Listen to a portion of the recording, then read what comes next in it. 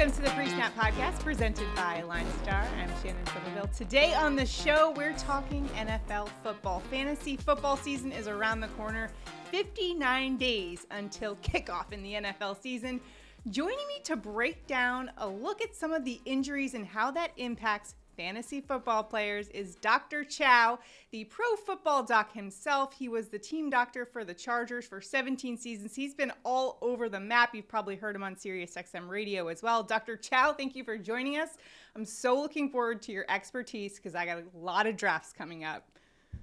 Thank you for having me on. And I'm drafting today, Scott Fishbowl. As much as I talk about fantasy, I always say I'm an injury expert, not a fantasy expert. This is actually my fourth ever true fantasy league, the fourth Scott Fishbowl. And that's really the only one I kind of do because, I don't know, it's just a lot of other stuff.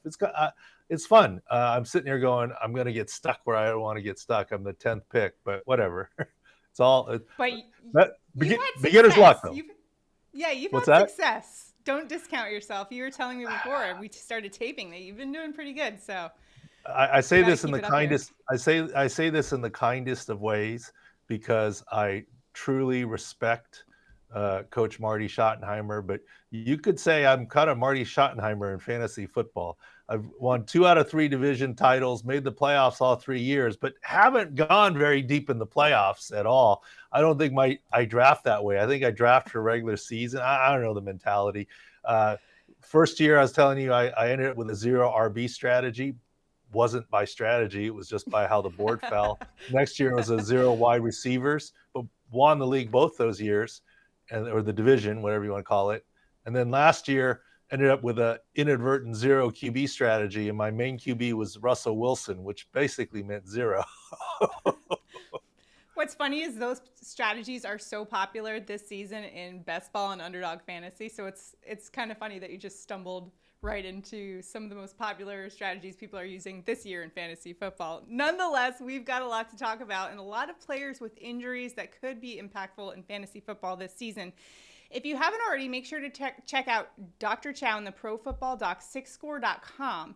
They're going to have a full preseason injury preview on 6score.com. Right now, they actually have a preview that includes a look at the Dolphins and the Ravens, 2 teams with a lot of fantasy studs on it. So make sure to check that out at 6score.com. All right, Dr. Chao, let's go through some of these players. And I'm really excited to talk about the first one because I'm a New York Jets fan, and we're talking about Breece Hall, the running back for the Jets.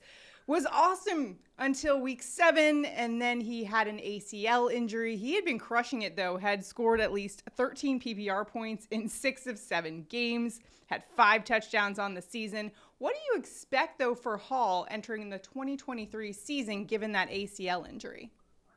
You know, I always like to be the bearer of good news, not bad news, but I have to be honest here.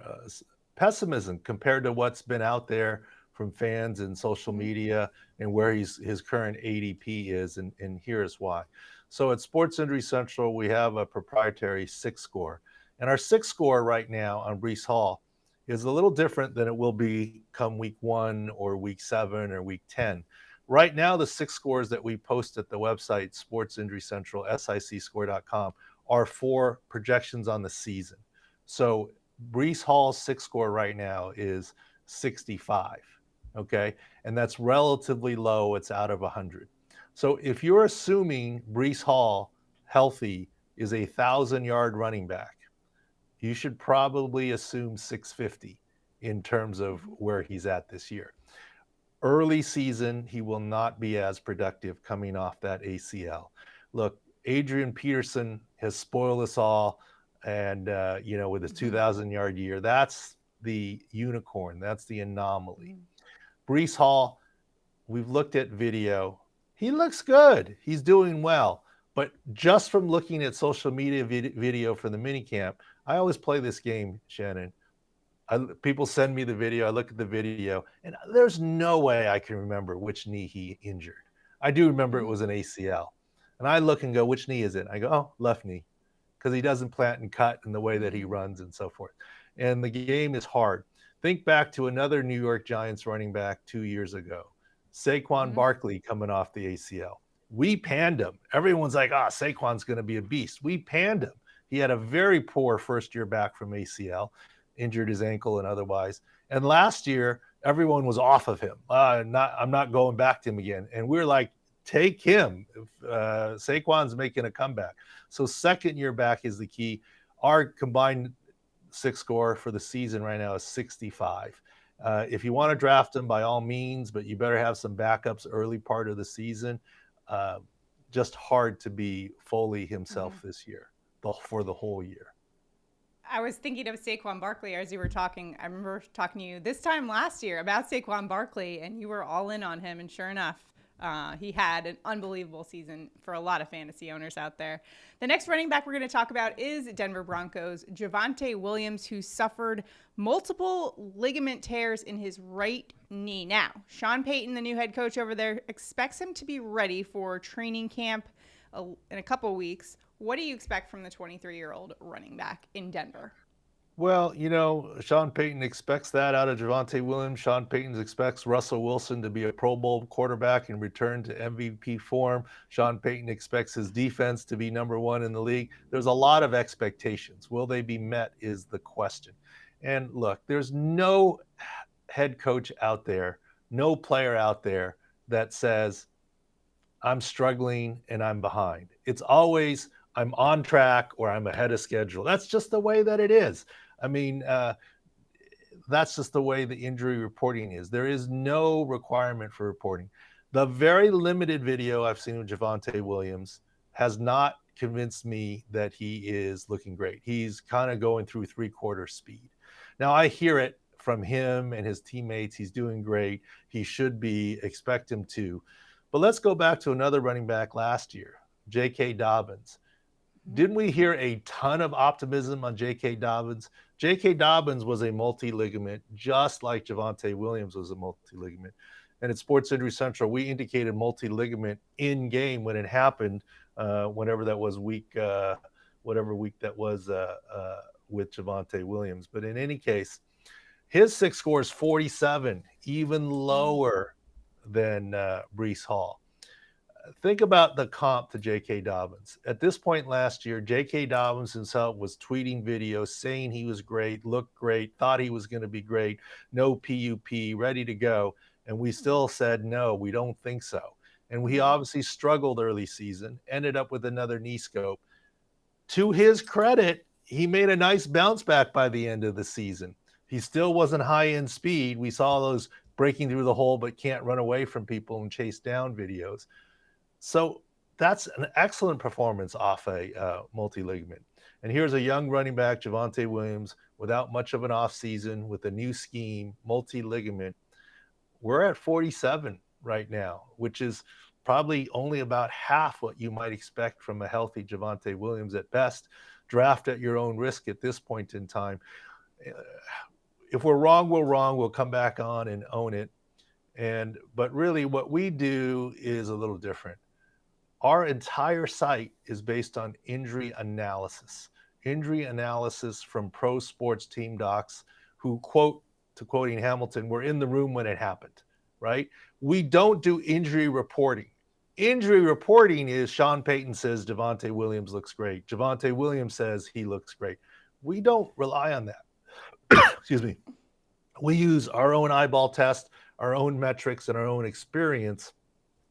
And with that, we don't hate on Javonte Williams. I think he's an exciting young player, but he's not going in my Scott Fish draft. Well, you kind of took care of my transition there to our next player, and that is J.K. Dobbins, who you talked about. Last season, just 9 games under his belt, coming off of that ACL injury. Now, he's kind of always dealt with lower body injuries throughout his career. Given that it's now another year removed, what are you expecting from Dobbins this year? Way more optimistic this year than last year, but his SIC score is at 80. I don't know that he's J.K. Dobbins of old. Remember, he had multi-ligaments, meaning that you're never really 100%, and he had a second knee scope. You remember those, double eye scope portals that he had, and we talked about those. He's going to be much better this year than last year, but I don't know that I would have the same Saquon Barkley second-year optimism. just because it's still a multi-ligament injury, knee injury, which is worse than Saquon Barkley's case. So we're actually optimistic on J.K. Dobbins, giving a 6 score of 80, just somewhere less of a fully healthy J.K. Dobbins.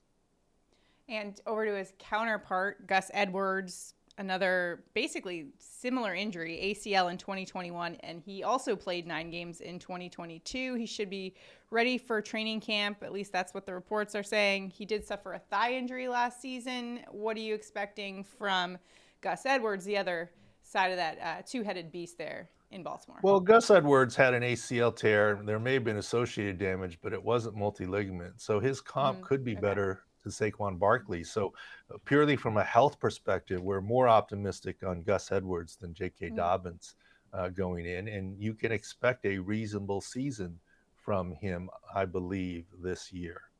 All right. Well, certainly the Ravens are hoping so. They got a new offensive coordinator in there and looking to get things done with Lamar Jackson after he just got paid. Let's head over to Dallas, where Tony Pollard is the main running back now. No more Zeke, so a lot of expectations on Tony Pollard.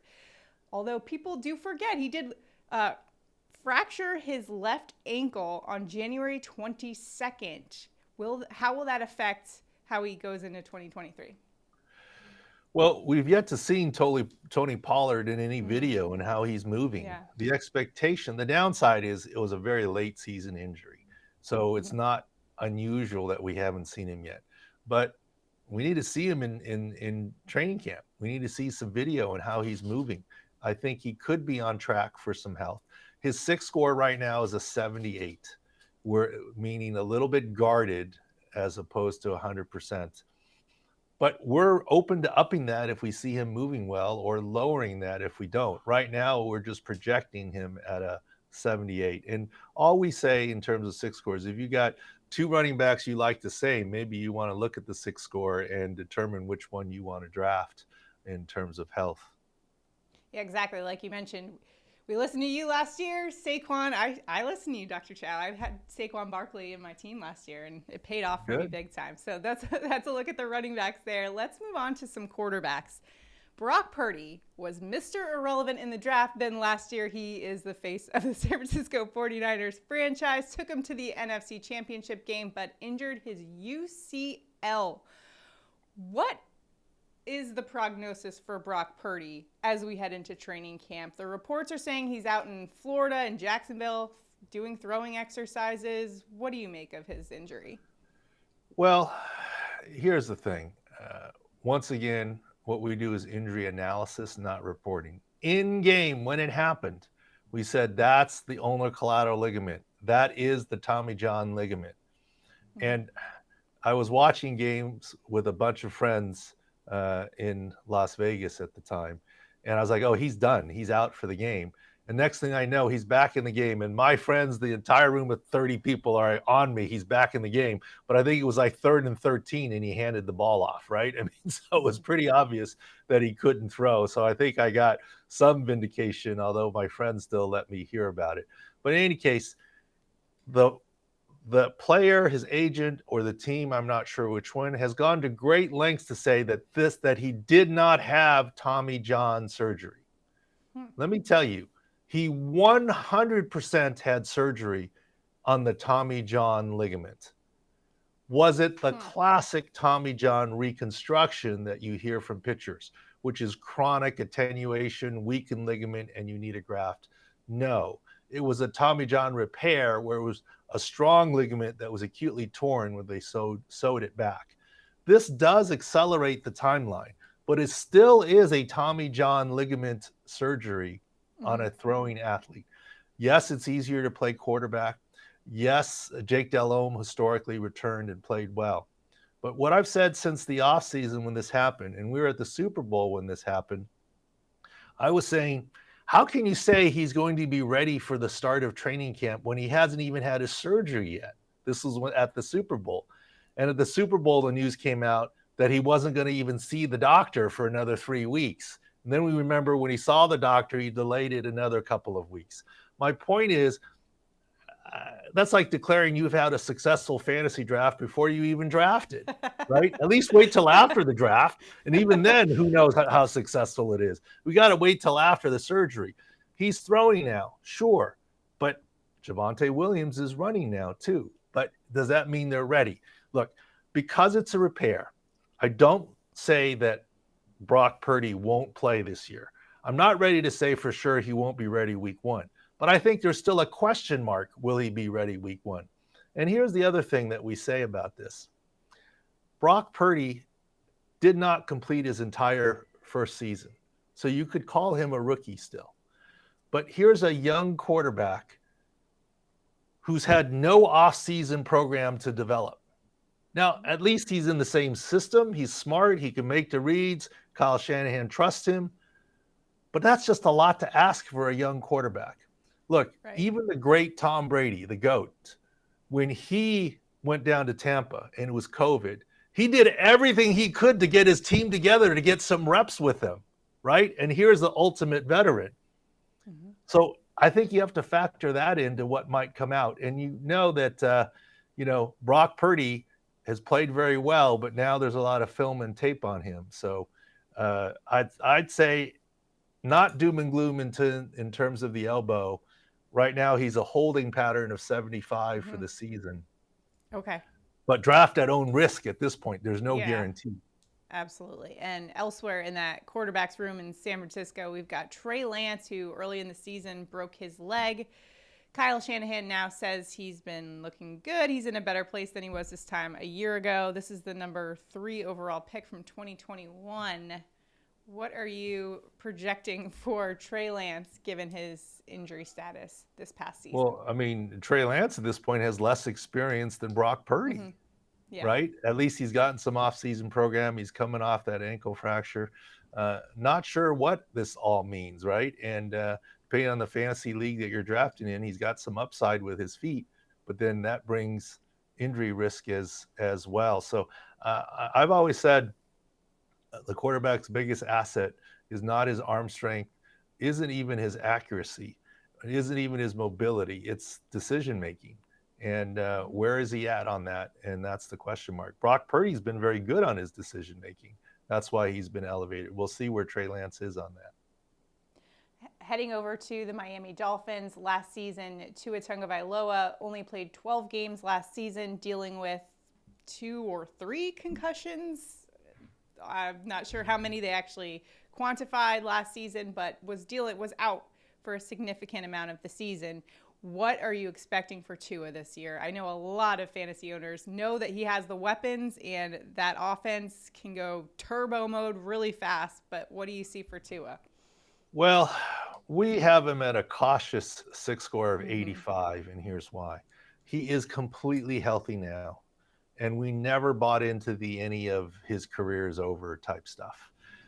Look, if you want to be as safe as possible, you should quit football, whether you've had concussions or not.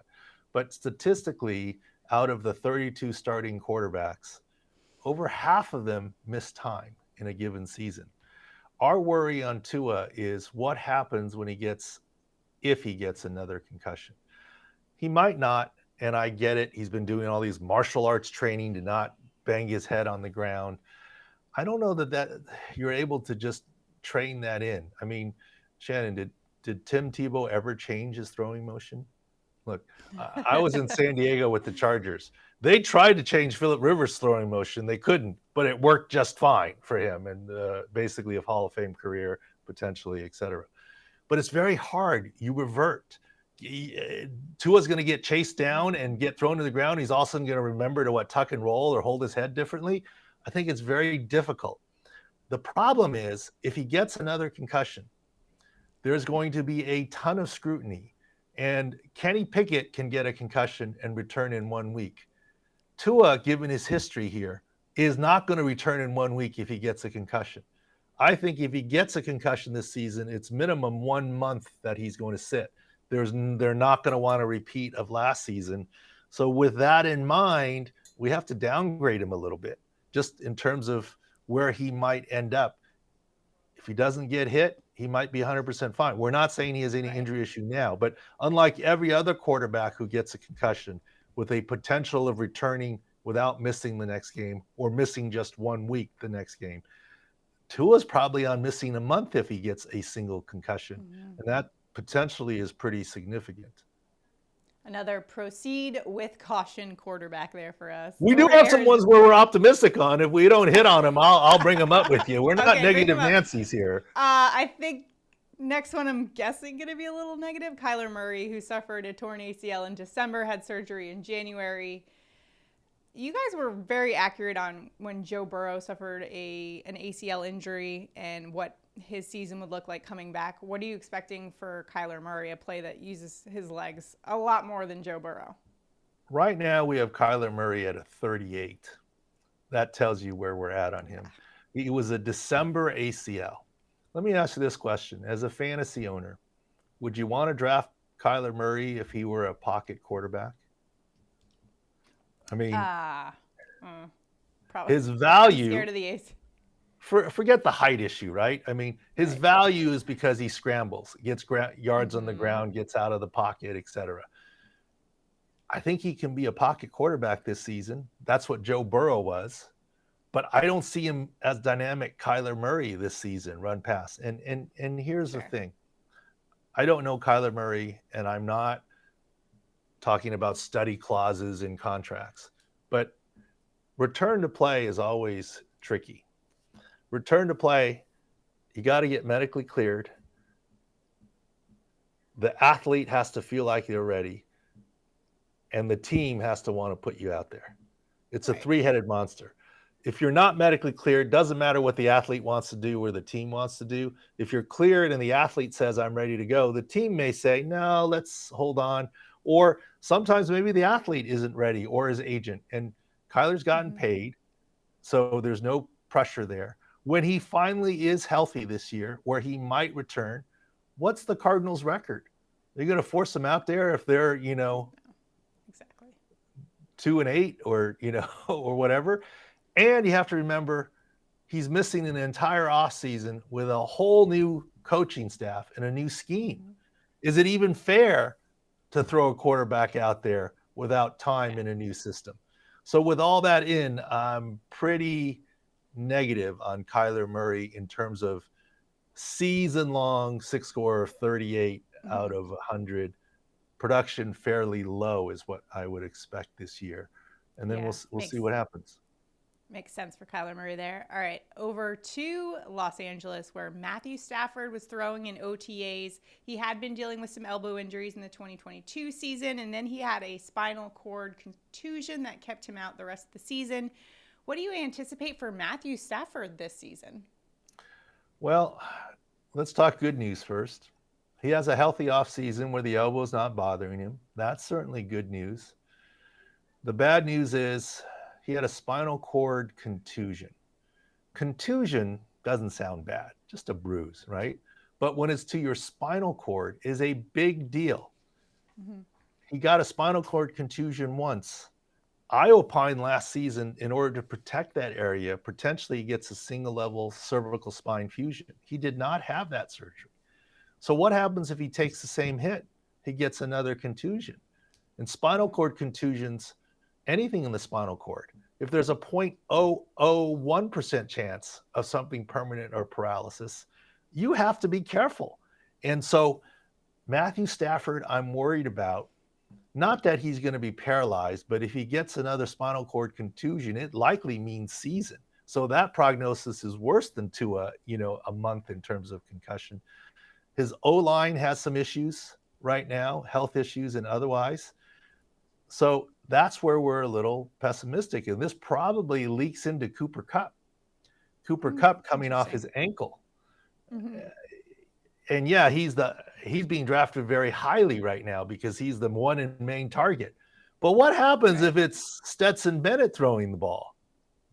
It's a whole different animal. So not directly knocking Cooper Kupp's health, but indirectly. And that's what you can get by looking at our field views. You get the details on Matthew Stafford, then you look at their O-line and you say Cooper Kupp's the one and only guy. So first of all, the question is, good news. He's the one and only guy. Good. He gets fed the ball, or is he double teamed, right? Who knows? Right. But What happens if it's not Matthew Stafford throwing the ball? That fantasy value all of a sudden changes significantly. So right now we have Matthew Stafford at 73 because, Kyler Murray Tua was 85 because he might miss a month with a concussion. Matthew Stafford is seasoned if he gets another spinal cord contusion. So that's why interesting because I would have thought the opposite for that one. So that's an interesting assessment there. Super helpful. So you mentioned some quarterbacks that you do like that you are optimistic about. That's all the quarterbacks I have on my list. But is there any off the top of your head that you are optimistic about this season? Well, quarterbacks, they're always a little bit, hit and miss, right? If you take that big bad blow, then here you go. One person I think he's been completely forgotten about that I'll throw into the thing. Baltimore Ravens. We're actually very high on Odell Beckham. Oh, okay. Very high on Odell Beckham this year. First of all, the rest of the wide receiver room for the Ravens has some injury issues. And Odell Beckham may be one of the healthier guys. I get it. He's over 30, so everyone discounts him. And he's coming off an ACL. So, Dr. Chao, why are you being so optimistic on Odell Beckham? Let me tell you why. Number one, his ACL surgery and injury was 18 months ago. Remember, it was 2 Super Bowls ago. So he's got a full recovery timeline here. Number two, a second ACL surgery recovery isn't necessarily any harder than the first. It's about associated damage. And he did come back from the first one. And number three, he knows how to rehab it. He did it before. So some cautious optimism on Odell Beckham Jr. as he returns this year. Looking forward to seeing that offense there in Baltimore with Lamar Jackson. And I am a Georgia Bulldogs fan, so their new offensive coordinator came right from the University of Georgia. So looking forward to seeing some of those guys perform. But I'm adding Odell Beckham to my watch list for fantasy football there. Some other wide receivers that we can take note of. You talked about Cooper Kupp. How about Wan'dale Robinson for the Giants? In his rookie season, it got cut short with a torn ACL in Week 10. He looked like he was on a breakout path. Dr. Chao, listen to this stat. Week 6 to Week 11, he was targeted on 22.8% of his snaps, which led the Giants receivers and ranked 18th among receivers in the NFL. Torn ACL, though, what can we realistically expect from him this season? Well, let's just go back to the last guy we talked about, Odell Beckham, who was a more polished and seasoned wide receiver in Cleveland than Wan'dale Robinson. Wan'dale Robinson is a great emerging talent. And what happened as Odell Beckham came off his first ACL in Cleveland? He did not start Week 1. He started somewhere around Week 3 or 4, I forget. He hurt his shoulder, hurt his hamstring. I mean, very lackluster. He got traded to the Rams, and late season, voila, they win a Super Bowl. And he helped the Rams tremendously. And people could say, look, it's the scheme. It's Matthew Stafford. It's the Rams that woke him up. Or is it just the time? Second half of the season is when we expected Odell Beckham to be better as a wide receiver. I'd say the same for Wan'dale Robinson. So right now, until we see him running, we're a little guarded on him. Sure. He's also a rookie, not a vet. So there's more learning curve. Once again, he's also someone who hasn't finished his rookie season. So right now we're very guarded with a 42, but we're willing to up that if we see him in preseason and what have you. But our expectation is don't expect a lot the first half of the season and expect more the second half. Draft accordingly. So something to keep an eye on for training camp as we head into it in about 2 weeks. How about Houston Texans wide receiver John Metchie, who's faced just a ton of adversity over the past few years, missed all of his rookie season with a leukemia diagnosis, was also rehabbing from a torn ACL he'd suffered in the national championship game prior, was recently dealing with a hamstring strain. What's your assessment of where things stand for the Houston Texans wide receiver John Metchie? Well, you never want to have leukemia, but if there ever was a good time, we said his rookie year wasn't going to be very effective coming off that ACL. So it gave him the extra time to rehab the knee. So assuming his health is there and he's used to the new scheme, that there's no reason he can't have a healthy season and a productive one. Of course, he's got a young rookie quarterback that he has to deal with there. But physically and medically, thumbs up on where he's at right now. All right, over to Denver. Tim Patrick is a wide receiver that a lot of fantasy owners are very high on this season. He suffered a torn ACL in last year's preseason. The final 2 seasons before his injury, he led the team in receptions, yards, and touchdowns among those wide receivers. What can fantasy owners realistically expect from Tim Patrick this season in 2023? Well, he's got a little longer runway, right, from a preseason ACL. And the question is, how much work has he been able to get in with Russell Wilson and Sean Payton in the new scheme of things? More optimism on Tim Patrick than perhaps Wan'dale Robinson. But, you always get nervous about a new coach, new scheme, new situation, et cetera. But health-wise, higher grade than Wan'dale because of the timeline of his injury. All right, to the New York Giants. Sterling Shepard, torn Achilles in 2021, torn ACL in 2022. Longest tenured member of the Giants. He's such a beloved player for the Giants. However, just hasn't been able to stay healthy. Just 10 games over the last 2 seasons for him. What can we expect for Sterling Shepard? Is this a positive one or? Guarded at best. We have the 6 score at 59. Achilles is hard enough to come back from, and then he tears his ACL. Same ACL delay things, his explosiveness, his cutting, and he's an aging wide receiver. And, in the NFL, not for long. This is, the current coaching staff and fans, they don't even remember when he had a good year anymore, right? This is the 2 straight seasons with significant, the dreaded the Achilles and the dreaded ACL. We're guarded here on him with a 59. Veteran guile, maybe can be productive, but you can't expect this Sterling Sharp of old at this point in time. Are you guarded about Michael Thomas, another guy who's just been so plagued with injuries? An ankle injury kept him out most of 2020, all of 2021. In week 3 of 2022, he had toe surgery. This is the NFL single season reception record holder, but he's played only 3 games over the past 2 years. What do you make of Michael Thomas's status heading into 2023? Well, we'll give you the good and bad news on that. First of all, you reference him in 2019 is when he had that unbelievable year. And last year, we really panned him, even though he said, I'm great, I'm coming back. And what we said at the beginning of last year that got us a little slings and arrows, I said, the last time he was on the field, he was regularly for a season, 2019, he was a top 3 receiver in the NFL. And what we said before last season was he might be the number 3 receiver on his own team. And that's obviously last season did not work out very well for him. The good news is the second toe surgery shouldn't be that big of a deal, but it's 2023. It was 2019 when he had tremendous success. Now, obviously, and that was Drew Brees. Now it's a new quarterback, hasn't been on the field a bunch in the offseason, really years removed from regular play. He's still Michael Thomas, so there's some value there. We have his 6 score at 75, but we kind of see him being more of a red zone guy, and maybe some red zone targets can win you some fantasy points, but we don't see him leading the league in receptions and yardage up and down the field anymore.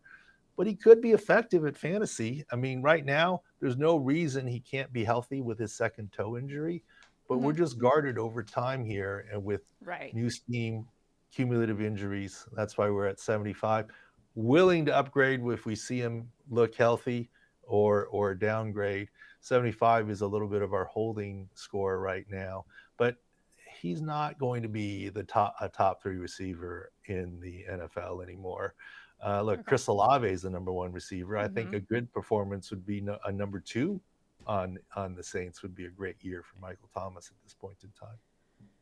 Well, I know you and your team at 6score.com are going to be busy over the next few weeks getting ready for training camp and keeping an eye on all of the videos that'll be circulating throughout social media on all of these guys. And you can follow Dr. Chao at Pro Football Doc. And make sure to check out sixscore.com as well for their preseason injury report that will be coming out shortly. Right now, you can already get in on the Miami Dolphins and the Baltimore Ravens and see what the prognosis is on some of those guys. I know there's a lot of fantasy studs on both of those rosters, so I cannot wait for that to come out as well.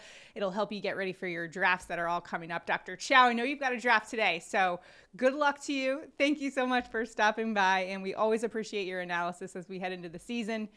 Enjoy training camp. I'm sure we'll check back in with you soon to get a better update as we head closer to hop on the kickoff. website or on any of the Twitter sites, Six Score or Pro Football Doc, and just give your email and sign up for the newsletter, and you won't miss the release of the preseason injury preview. And we have some exciting features this year, including a new section called Sick Data, which will give you actual hard numbers on a week-to-week basis. The defense they're facing, the run defense a running back is facing versus the pass offense against the pass defense, and good metrics to help you win at fantasy, DFS, and the props and gambling sites. Information is what we do, injury analysis. So sign up for that newsletter for free and get all the notifications. And thank you for the time, Shannon.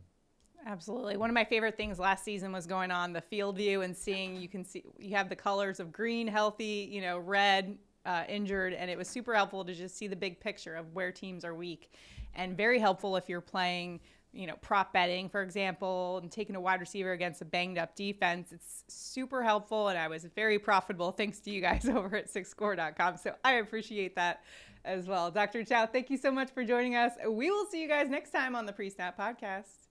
Thank you.